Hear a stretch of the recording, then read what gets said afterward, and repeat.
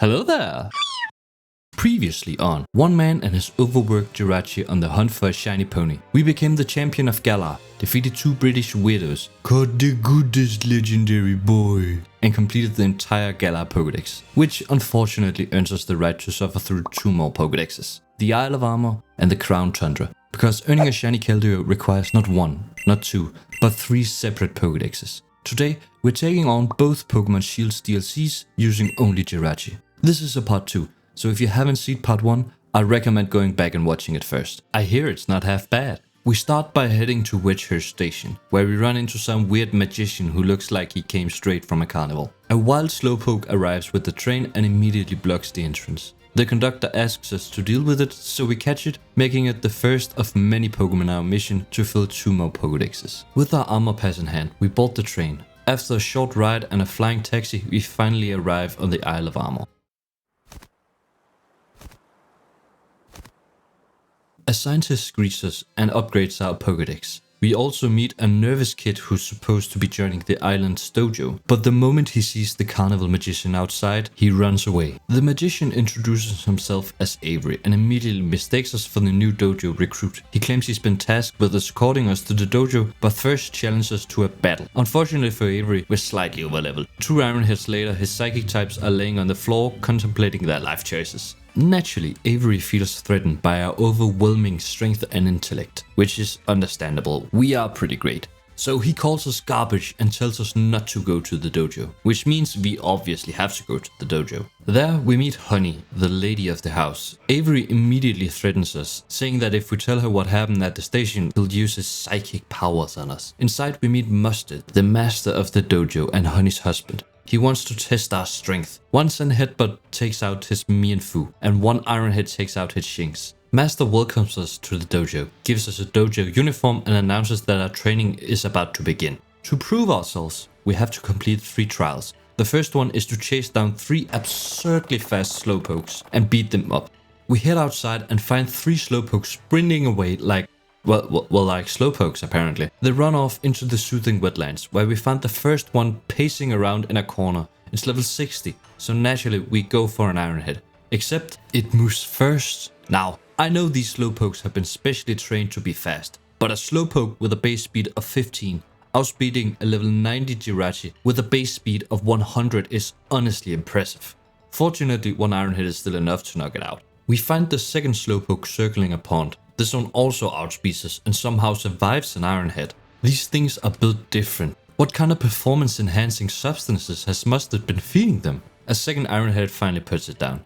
The third slowpoke is waiting by the river. This one doesn't bother with any fancy speed tricks and gets OHKO'd by an Iron Head. With all 3 slowpokes defeated, we return to the dojo where Mustard and Honey congratulates us on clearing the first trial. As a reward, we're offered a choice between Bulbasaur and Squirtle, both capable of Gigantamaxing once fully evolved. Naturally, we choose the cutie pie Bulbasaur. The second trial is to find 3 max mushrooms so we can make some max soup. As we leave the dojo, Mustard gives us a few hints on where to look since we're new to the island. He explains that max mushrooms usually grow in the Forest of Focus. Unfortunately, a swarm of Greedent has apparently eaten all of them, so he recommends checking up the warm-up tunnel instead. We head into the tunnel and almost immediately find a cluster of 3 max mushrooms.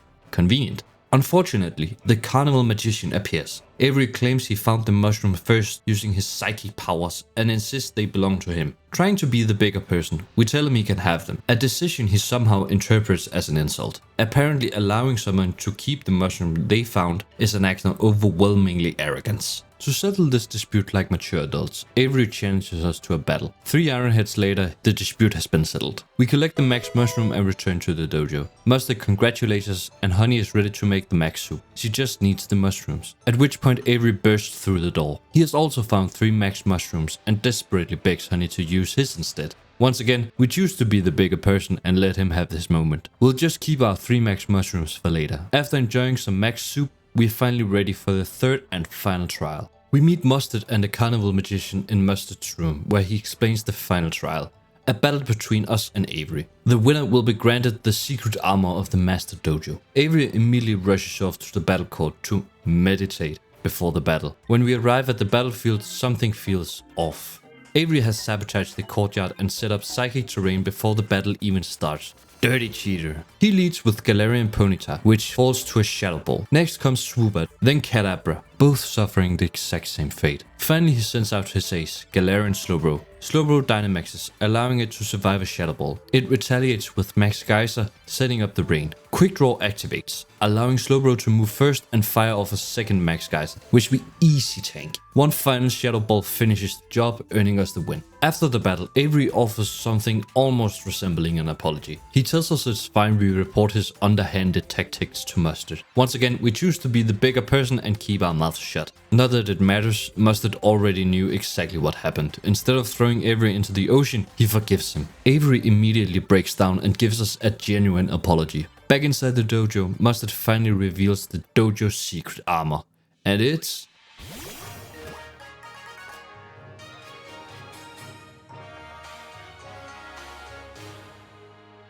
Kubfu.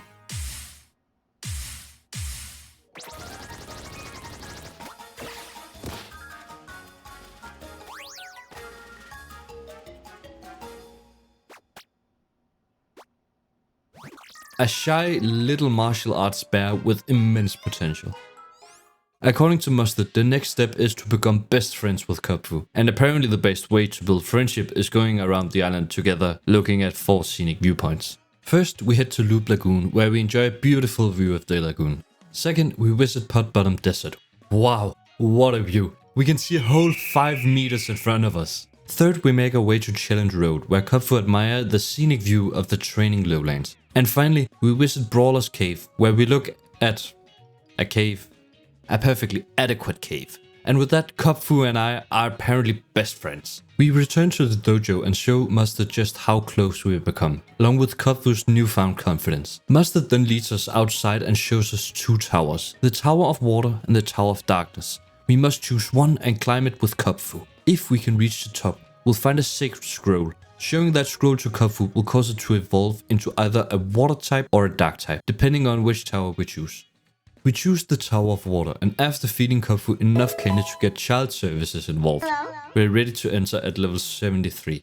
Unfortunately, Jirachi isn't allowed inside. Only Kubfu may enter the tower, which means we have to break our Only Jirachi rule. A tragic day. The first 3 floors are easy enough. Psyduck, Krabby and Marill all fall without much resistance. But on the 4th floor, we're met by a Poliwhirl. And this thing is a pain in the behind. It uses Whirlpool for chip damage while stalling with Protect.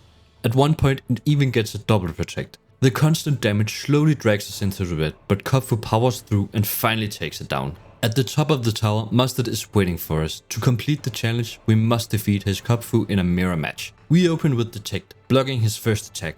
Then we strike with Aerial Ace. It's super effective but falls just short of dealing half of his health. Mustard responds with using Focus Energy, dramatically increasing its critical hit chance. A second Aerial Ace leaves his Kubfu hanging on by a thread. Then Disaster nearly strikes. A critical hit Brick slams into us, dropping Kubfu into the red. Fortunately, we're still faster, and one final Aerial Ace secures the victory. Kubfu celebrates its hard-earned win and is finally allowed to view the Scroll of Water. And upon learning its secrets, Kubfu evolves into Urshifu, Rapid Strike style. Upon returning to the dojo, we're greeted by Hop. He's visiting the island to research the Dynamax phenomenon, which conveniently reminds Mustard of something important. Urshifu is capable of Gigantamaxing. There's just one small problem. To unlock the power, Urshifu needs to drink Max Soup. And apparently Urshifu absolutely hates the taste of Max Mushrooms. So we need to find a secret ingredient to make the soup more appealing. Unfortunately, Mustard has completely forgotten what the ingredient is. Luckily, Hop remembers reading that Urshifu goes crazy for a certain kind of sticky honey and suggests we search the Forest of Focus. Upon arriving, Hop says he saw a Lilligant and an Applin. Maybe one of them has what we're looking for. We find a lost Petilil. The poor thing has somehow gotten separated from its parent. So being the heroes that we are, we set out to reunite them. After a bit of searching, we find a Lilligant and lead it back to Petilil. The reunion is heartwarming. As a reward, they give us some nectar. Unfortunately, it's not the right ingredient, but at least we performed our mandatory good deed of the day. Next we find an Applin trying to hide in a tree. It promptly falls out and smacks us directly in the head, leaving behind a bit of a nectar. Sadly, that isn't the correct ingredient either. At this point, Hop has a sudden realization. We're looking for honey, not nectar. A breakthrough worthy of a scientific recognition. So we head to Honeycomb Island and shake a giant tree, as one does. A Vespiquen immediately appears and drags us into a max raid den. The battle isn't particularly easy, but after a generous amount of ice punches, we finally bring down the queen bee. Our reward is a chunk of max honey, exactly what we needed. Back at the dojo, we make a batch of max soup, this time with the secret ingredient. Urshifu loves it, and just like that, it gains the ability to Gigantamax. With Urshifu's training complete, Mustard declares that we've learned everything the Master Dojo has to teach us, which means there's only one thing left to do: fight the old man. We step onto the battlefield, ready to take on the master of the dojo. Mustard leads with me and Xiao, and naturally we lead with Jirachi. Me and Xiao immediately opens with Fake Out, flinching us before we can move. On the following turn, we set up a core mine while tanking a blaze kick. Then we do it again. A second blaze kick drops us into the yellow, but now we're sitting at +2 special attack, which means it's time to start collecting knockouts. A super effective psychic takes out me and Xiao. Next comes Luxray, the entire reason we're running a special attacking set in the first place, so we don't have to deal with the Intimidate. And thanks to that, Luxray disappears in a single hit. Corviknight falls to Thunder. Komo-O gets introduced to a quadruple effective Dazzling Gleam. Lycanroc can't survive a Psychic. And finally, Mustard sends out his ace, Urshifu. This one is single strike style, meaning it's part dark type and super effective against Jirachi, which sounds scary. Until you remember it's also 4 times weak to Fairy. Mustard Gigantamaxes, we don't care. 1/2+ quad effective Dazzling Gleam, Oko's Urshifu. And just like that, we've defeated the master of the dojo. Now it's time to catch them all. We use the same strategy as in part 1, run around the island, catch everything that moves, and after that systematically hunt down everything that doesn't.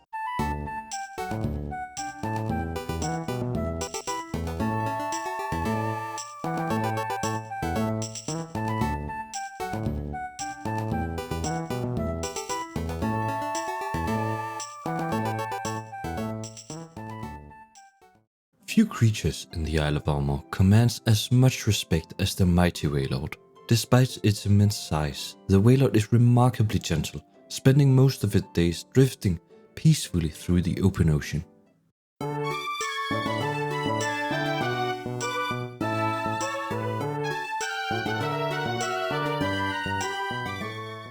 After the first sweep, it's time to get more systematic. Many Pokemon only appears in specific weather condition, so by changing the date, we can force a lot of the encounters we missed the first time around.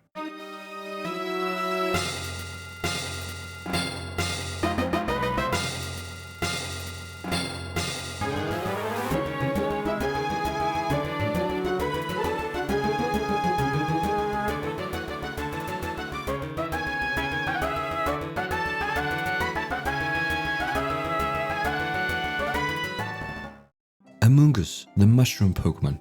Its main survival strategy is deception. By disguising itself as a Pokeball, it lures unsuspecting prey. It worked! Once we've caught everything available in Shield, it's time to jump over to Sword. There, we catch Clauncher and transfer over a handful of version exclusive through Pokemon Home. The rumors are completely exaggerated. I do not attack everything that moves. Only most things. We also need to trade 8 Galaric Twigs for a Galarica Cuff. That allows us to evolve Galarian Slowpoke into Galarian Slowbro. We also pay Hyde a visit, who gives us a Porygon. With that, we've everything we need for a mandatory Ditto breeding session. Porygon, Bulbasaur and Squirtle. When Master Mustard gave me to Atlas, he said I had immense potential. Atlas then gave me enough candy to go from level 10 to level 73. That's not potential or training, that's doping. Now all that's left is evolving Porygon into Porygon 2 and Porygon C. After spending far too long looking for a training partner, I suddenly realized something. I own 2 Switches, so after approximately 2 minutes of trading with myself, we have both evolutions. Unlike its Cantonian cousin, the Galarian Slowpoke has adapted to life on the Isle of Armor. By consuming seeds rich in Galarica particles, it has developed unique psychic abilities. Scientists believe these powers allow it to perceive the world in ways we cannot fully understand. Scientists are also fairly certain it has no idea what's going on. With that, we've collected all 109 Pokemon added to the Isle of Armor Pokédex. We return to the scientist, claim our certification of completion, and prepare ourselves to do it all over again in Crown Tundra. We've already caught 400 Pokemon, then another 109, and we're somehow not done yet? Please subscribe so my suffering wasn't in vain. We return to Virtual Station and use our Crown Pass to take the train south to the Crown Tundra. Upon arriving, a scientist upgrades our Pokédex, and outside we run into Peony and his daughter Peonia. Peony has planned a grand legendary adventure for the two of them. Peonia has other plans. She'd rather spend her time doing Dynamax adventures and ask if we'll take her place. Going on an adventure with a random intense old man. Count me in. Peony is significantly less enthusiastic about the idea and challenges us to a battle. He leads with Copperachia, which falls to 2 drain punches. His Aggron survives the first hit thanks to Sturdy. Unfortunately for Aggron, it does not survive the second. During the battle, Peonia sneaks off into the Max lair. We head inside to find her and eventually return with Peonia, and at the entrance find a passed out Peony. Realizing his daughter has absolutely no intention on his carefully planned father-daughter adventure, Peony recruits us instead and asks us to meet in Freezington. There he gives us a more appropriate outfit for the freezing climate and presents us with 3 legendary clues. The King of Bountiful Harvest, the Legendary Giants, and the Bird Pokemon of Legend.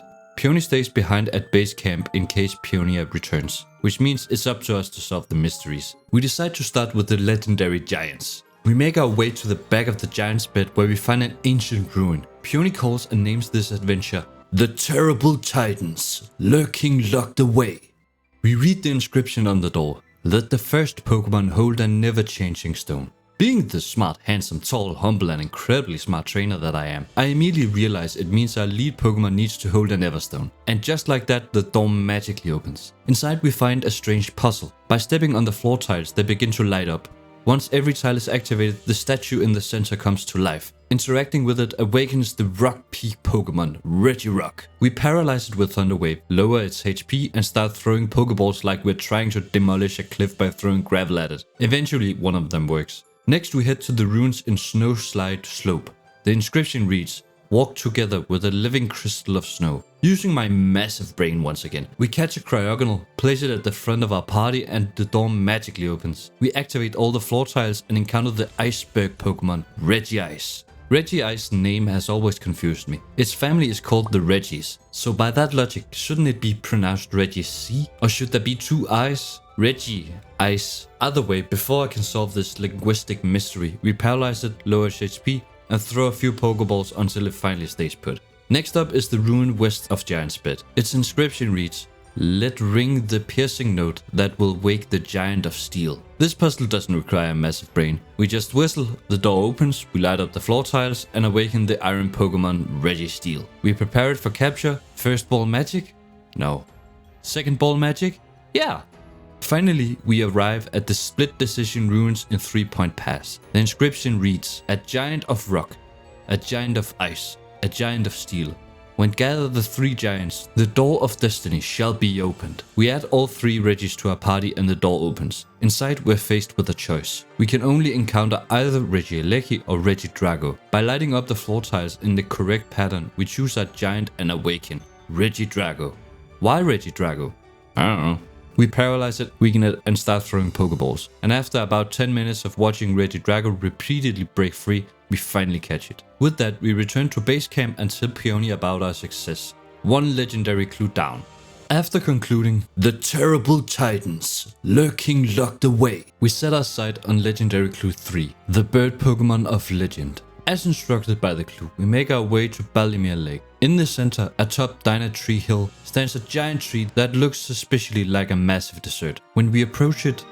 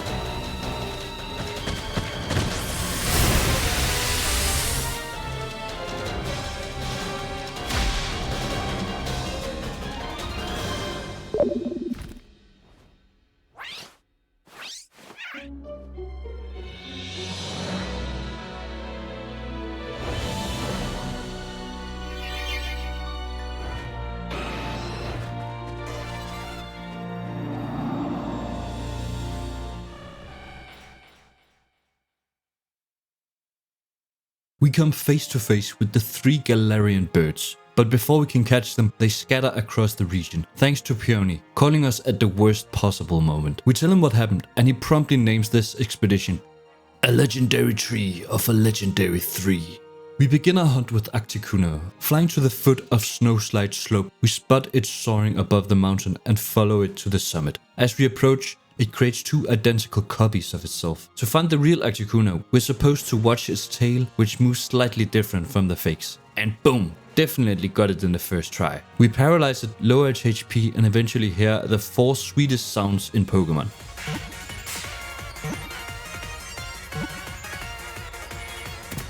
Next we head to the wild area where we find Zapdos sprinting around Galar like it's just remembered it left the oven on. After a surprisingly long chase, we finally catch up to it. Thankfully, Galarian Zapdos is an electric type, which means we can paralyze it, weaken it, and catch it without too much trouble. Finally, we travel to the Isle of Armor in search of Moltres. After arriving at the station, we spot it circling the island. We eventually intercept it just outside the Master Dojo. As usual, we paralyze it and lower its HP. Unfortunately, Moltres didn't get the memo. This thing refused to stay in a Pokeball for nearly 20 minutes. Eventually, however, it gives up, or we run it out of options. Either way, we catch it. With all 3 birds secured, we return to base camp and report our success to Peony. Another expedition complete. We talk to Peony about the King of Bountiful Harvest, and he promptly names the expedition The Sacred Bonds of Sovereign and Steed.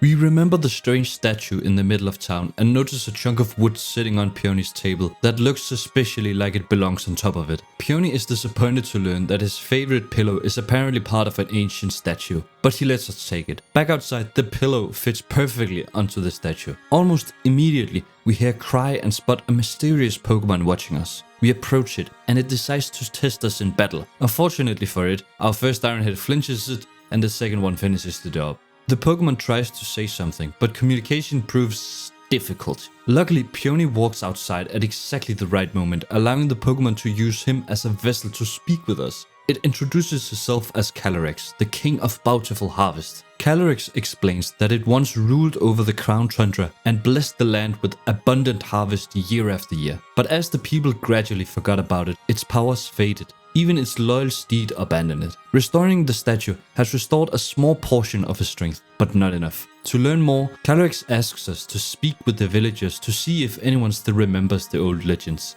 The results are not encouraging. Most people believe the King of Bountiful Harvest is nothing more than an old fairy tale. Calyrex is disappointed, but not surprised. If it cannot regain his strength through the people's faith, there's only one option left: find its currently not so loyal steed. The villagers point us toward the mayor, who tells us the king's steed had a particular fondness for a special type of carrot. Digging through his books, we discover 2 ancient varieties: ice root carrots grown in snowy soil and shade root carrots grown near graveyards. The legends disagree on which steed belonged to the king. Some describe a white steed drawn to ice root carrot, while others tell of a black steed obsessed with shade root carrots. After reporting our findings, Calyrex shows us 2 possible planting locations. Now we're faced with a choice: plant in the snow and meet Glastria, or plant near the graves and meet Spectria. We choose Spectria. Why Spectria? I don't know.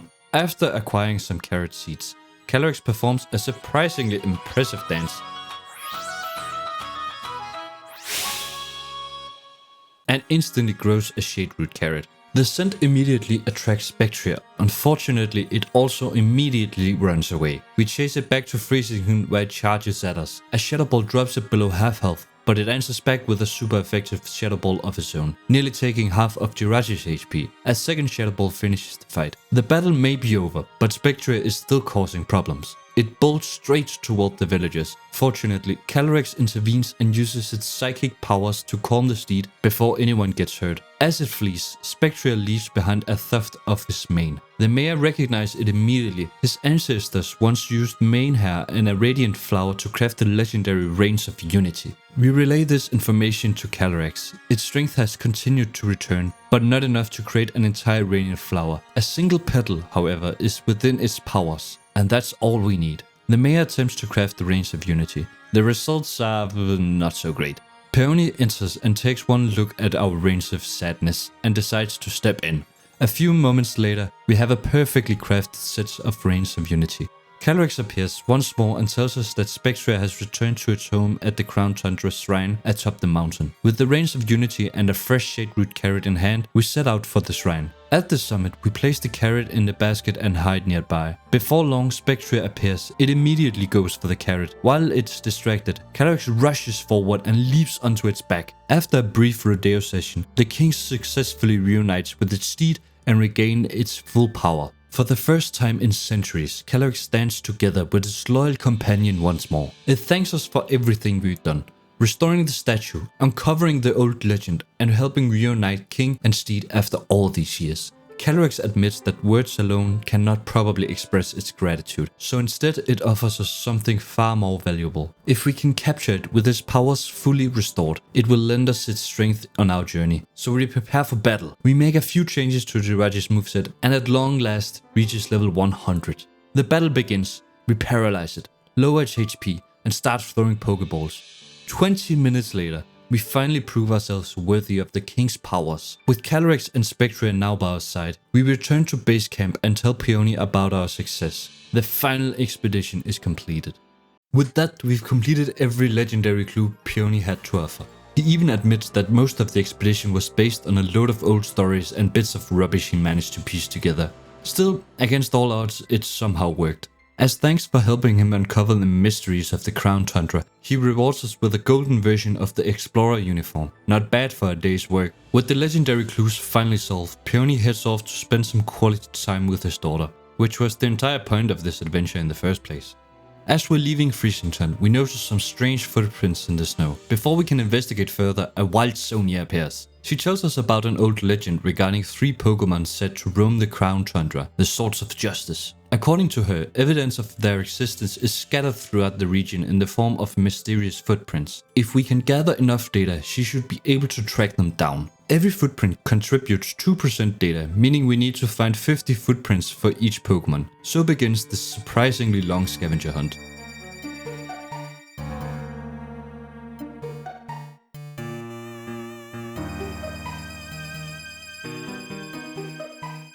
Eventually, we gather enough evidence for all 3 Pokemon and return to Sonia. Using her Pokemon Finder, she pinpoints their location. Cobalion, the Iron Wool Pokemon at the Frigid Sea. Terrakion, the Cavern Pokemon in the Lakeside Cave. And Virizion, the Grassland Pokemon in the Giant's Bed.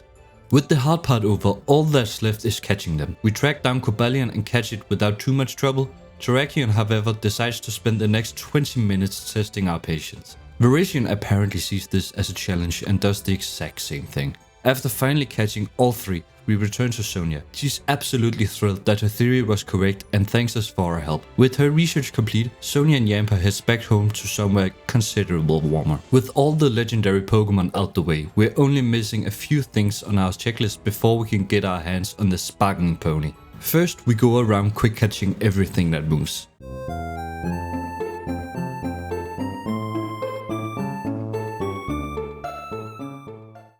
Walrein survives the harsh Crown Tundra climate through combination of thick blubber, powerful tusks, and years of evolutionary adaptations, and by being built like a tank.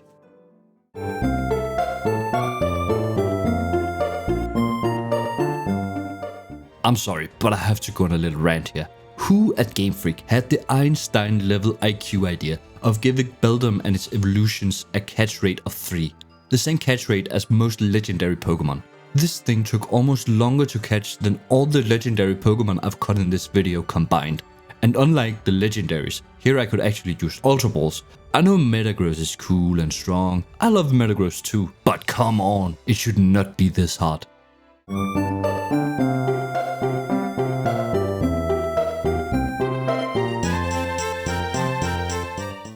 I have ruled these lands for thousands of years. I have witnessed the rise and fall of entire civilizations, and yet one mystery continues to elude me. Why haven't you liked this video? With only a few Pokemon left, we jump over to Pokemon Home and transfer over the Bagon line, the Omanut line, Regidrago's counterpart Regieleki, and Calyrex's white steed Glastria. We also return to the Isle of Armor to correct that terrible mistake. Throughout the entire Isle of Armor Pokedex, I had been using a Cantonian Slowking instead of a Galarian Slowking. I have lived a lie. So we trade 15 Galarica twigs for a Galarica wreath and finally evolve a proper Galarian Slowking. What once was wrong is now right. Deep within the birch forest of the Crown Tundra lives the tiny Snorm. At first glance, it appears harmless. At second glance, it still appears harmless. But given enough time, Snorm transforms into the elegant Frostmoth, a Pokemon capable of creating ice scales that drift through the forest like freshly fallen snow. But most researchers still prefer Snorm, and frankly, who can blame them? Now we're just down to one Pokemon, Spiritomb. At Billimere Lake, we find a mysterious tomb whispering the words, "Spread my voice." To make Spiritomb appear, we need to speak with 32 different players online, which was considerably easier back in 2020 than it is now. After wandering around the Crown Tundra, searching for actual human beings, we finally complete the requirement and return to the tomb. Spiritomb appears, and we get hit with the beautiful one-ball magic.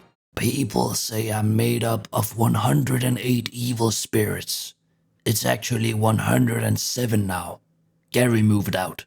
With that, we've completed the entire Crown Tundra Pokédex, all 74 Pokemon. For the final time, we return to the scientist and claim our certification of completion. We have 2 more legendary Pokemon that aren't actually required for the Pokédex, but it just feels wrong to leave 2 legendary stories unfinished. Deep within the Giant's Bed, we find an inactive max raid den. With all 5 Regis in our party, the den suddenly activates and pulls us inside. Waiting for us is the creator of the Regis themselves, the colossal Pokemon, Regigigas.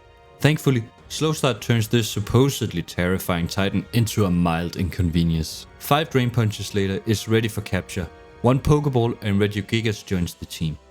That leaves one final member of the Swords of Justice, Keldeo. With Cobalion, Terrakion, Avarician and a pot of curry, we set up camp on a small island in Billimere Lake. After preparing the rather expensive meal, the mythical Pokemon finally appears. So we weaken it, paralyze it and catch it. Now the final loose ends have been tied up. With that, there's only one thing left to do. We've battled our way across Galar. We completed not 1, not 2, but 3 separate Pokédexes. We've caught hundreds of Pokemon, defeated champions, uncovered ancient legends, and somehow convinced an overworked Jirachi to carry this entire challenge on his tiny shoulders. Now it's finally time. We open Pokemon Home, transfer everything over. The Galar Pokédex, the Isle of Armor Pokédex, and finally, the Crown Tundra Pokédex, the last piece of the puzzle. We open the mobile version of Pokemon Home, and there it is. The reward we've been chasing this entire journey. Shiny Keldeo. 15 years ago, I wished on a shooting star for a shiny Keldeo. And thanks to one very awesome star Pokemon, the wish finally came true. Thank you all so much for joining me on this long, ridiculous and unforgettable journey. And a special thank you to Jirachi for carrying this entire challenge. You've earned a nap, buddy. I really appreciate you spending your time with me and following along on all my ridiculous adventures. I'll see you in the next one.